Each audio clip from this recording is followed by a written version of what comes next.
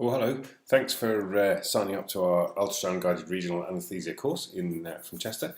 Um, I'm just going to spend 5 or 10 minutes explaining some of the principles behind the learning of regional anaesthesia.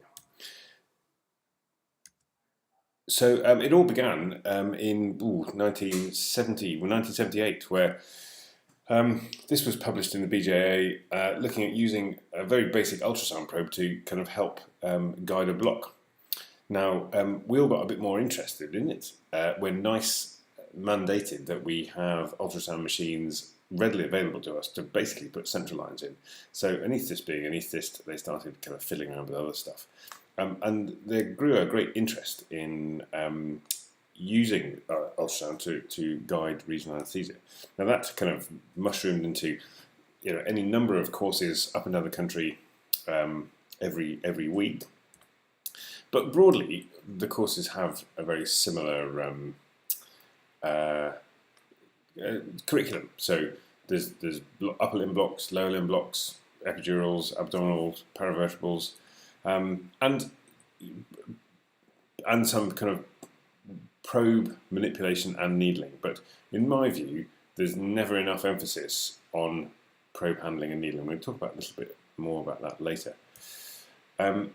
Now, there was such an interest in using ultrasound to guide regional anaesthesia that ASRA, the American Society of Regional Anaesthesia, and ESRA came up with a joint statement about essentially what you need to know, what you need to learn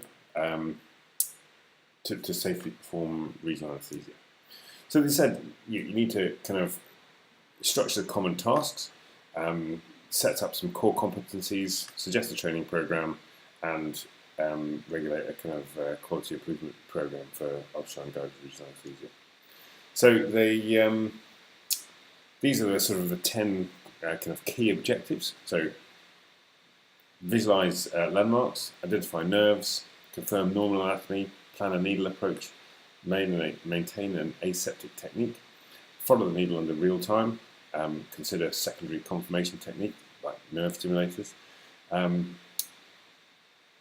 sort of begin to work out about location of your needle tip, and if necessary, adjust the needle tip to get it in the right place, and then maintain the traditional safety guidance, which is kind of common to all regional anaesthesia practice.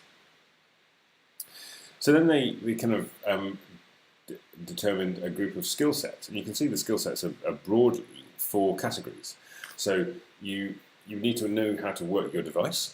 You need to kind of know how to scan properly, learn the importance of getting as good an image as you can with the probe. You need to identify the common structures, and then you need to kind of find your needle and safely eject with your needle. And then they discussed some commonly performed nerve blocks that you should know how to do. Now, if ultrasound guided regional anaesthesia were driving, this is not where you want to start. This roundabout with 4-5 mini roundabouts on it. One exit of the roundabout is a dual carriageway. So if you were learning to drive or learning to do ultrasound guided regional anaesthesia, you wouldn't start here. And here, anatomically, is probably somewhere in the neck, where you've got carotid artery nearby, you've got lung nearby, you've got spinal cord nearby. So as you're learning all your key skills, it's all a bit higher risk. Now this is where you want to learn. So essentially you want to learn here. So you want to learn to control your car. You want to learn gentle kind of manipulation of your clutch. You want to know where the indicator is.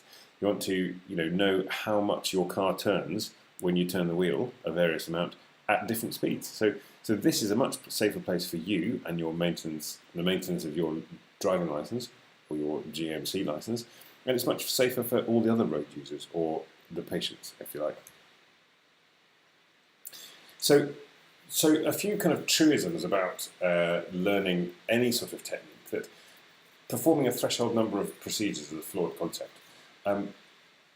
It's incorrect to say if you've done 20 of these supervised, you're okay.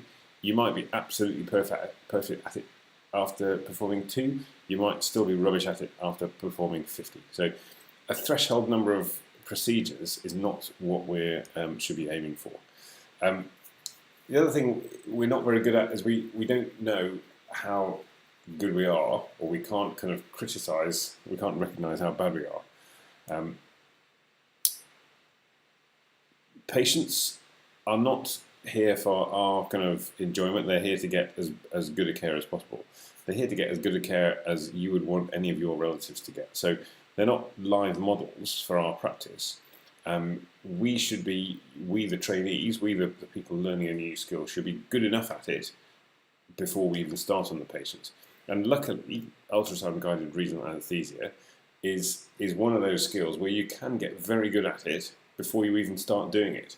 In the same way that a pilot these days, the first time they start in a new aircraft, they'll fly it, they'll get in the cockpit and go because they've done so much simulator training outside the aircraft. Now we can do all that simulator training, looking at those 4 key areas of knowing how to work your machine, knowing how to scan properly, knowing how to recognise anatomy, and learning how to find your needle and probe. And we can be very good at that before we even start getting anywhere near a patient. And so if you want to kind of improve any skill, deliberate practice is the way to do it. Now, deliberate practice is a very kind of well-defined concept, and it's deliberate. There's lots of this is a paper that's worth reading. It is quite long, but it's worth reading, and this defines what deliberate practice is. Now, fundamentally, you need to decide you want to do it and want to get better at it. So it requires motivation and effort. It requires you to recognise you're not very good at this. You need to recognise the element that you're not very good at, and make great efforts to improve that element of the practice. The task should be at about or just beyond your level of competency. So I'll show you some of the simulators we can use during this. So what you want to do is push yourself in a safe manner just slightly beyond what you're capable of in a simulated environment. So it requires feedback. So it requires someone to look at what you're doing and tell you how you can do it better. Now, there's lots of kind of sporting analogies related to deliberate practice, but it's a bit like someone just going to the golf driving range and just hitting 100 balls down the range, without pause for thought. Compared to that's not deliberate practice. Deliberate practice would be the person getting 100 balls, and after each one, the coach making some suggestions or some refinement about their technique. So at the end of that 100 shots, they would be considerably better than they were when they started. And it requires repetition of the same task with feedback. So you need to kind of be observed. You need to kind of seek out opportunities where people can watch you doing it, and get feedback on how you're getting on. Now, if you're interested in deliberate practice, read this book. It's essentially the subtext is no one has any talent. It's circumstance, hard work, and directed practice. But it's a really readable book. Now, if we want to get good at this before we endanger our patients, then simulation is the safest environment for the patient, the learner, and the developing grey hairs of the teacher. It can be quite a hairy experience watching people not do this well.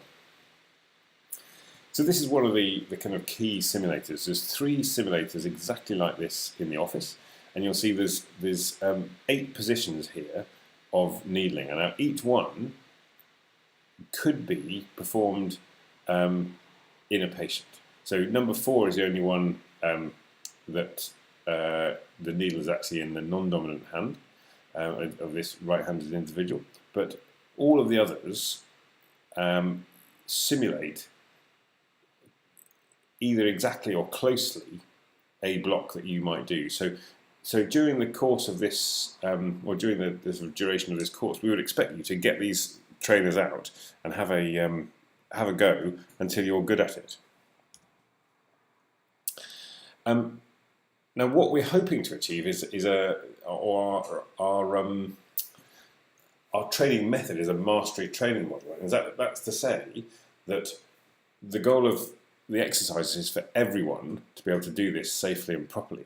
So the difference between people is how fast they achieve that rather than whether or not they achieve that. So nobody should finish this course without being good enough to start doing blocks on people. But some people will take longer than others. So fundamentally, what we want you to do, the 4 skills, is understand how to use the machine and learn to use the machine. So knobology is what some courses call it. We want you to know how to both find your needle and safely maneuver it to the place you want to do it. And in doing that, we want you to learn how to handle the probe, how to get the best image that you can, not only by manipulating the machine, but also manipulating the probe. We want you to kind of learn anatomy. We want you to practice finding the structures and identifying, not only learning patterns, but identifying, not only learning patterns of what this block looks like, but learning the anatomy, what a bone looks like, what muscle looks like, what artery looks like, what nerve and tendon look like. So you can kind of tell if something's not clear. You can work out where you are by identifying the tissues.